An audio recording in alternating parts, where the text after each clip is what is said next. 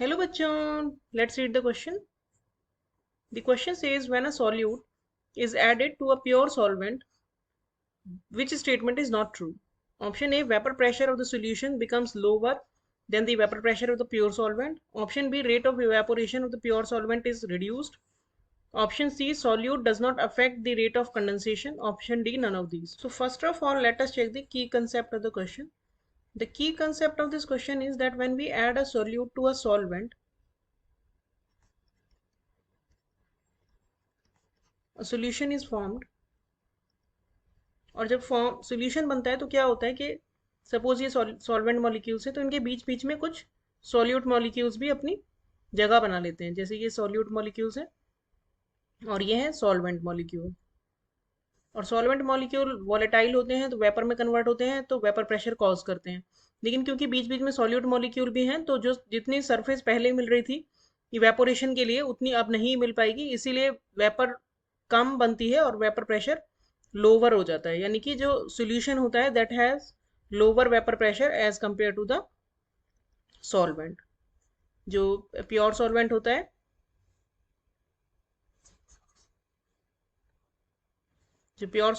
है it has higher vapour pressure and on adding the solute vapor pressure decreases, this which is known as lowering of vapor pressure. So अगर हम इस question का complete solution देखें तो option ए में हमें बोला गया है कि vapour pressure of solutions becomes lower, solution has lower vapour pressure as compare to the solvent. तो अब वेपर प्रेशर यानी कि सोल्यूट ऐड करने से लो हो जाता है, तो option A is correct. B part में हमें बोला है rate of evaporation of the pure solvent is reduced. तो अगर हम सॉल्वेंट से सॉल्यूशन बना रहे हैं तो जैसा कि हमने की कंसेप्ट में देखा है कि जो सरफेस है it is now occupied by both solute and solvent molecules. तो क्योंकि जो सरफेस दोनों ही मॉलिक्यूल्स ऑक्यूपाई कर रहे हैं तो अगर प्योर सॉल्वेंट होगा तो उसमें सिर्फ सॉल्वेंट ही ऑक्यूपाई करेगा सरफेस को, और इवेपोरेशन जो होता है वो सरफेस फिनोमेना होता है जो कि सरफेस से ही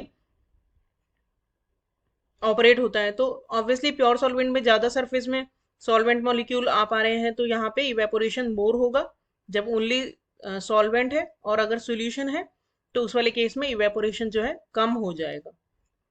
तो that means rate of evaporation of the solution is reduced. That means the rate of evaporation of the pure solvent is reduced.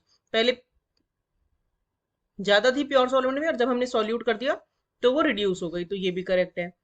फिर सी ऑप्शन में दिया है कि solute does not affect condensation, this is correct because condensation जो होता है वो solute से इफेक्ट नहीं होता, क्योंकि कंडेंसेशन क्या होता है, कंडेंसेशन होता है conversion of vapour back to the liquid.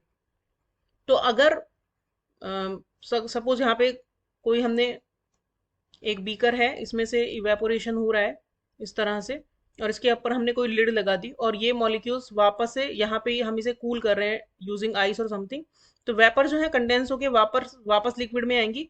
तो अब वो लिक्विड में सॉल्यूट मॉलिक्यूल्स के ऊपर आए या सॉल्वेंट मॉलिक्यूल के ऊपर ड्रॉप हो उससे कोई फर्क नहीं पड़ता।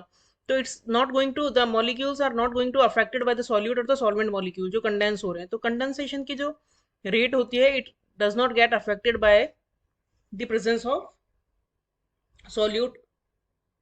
सो सॉल्वेंट हो या फिर सॉल्यूशन हो दोनों का कंडेंसेशन का रेट सेम ही रहेगा। So this is also the correct statement. तो हमारा आंसर जो हो जाएगा वो हो जाएगा option D, that none of this is not true, all of these are true. So hope you understood the solution well, thank you.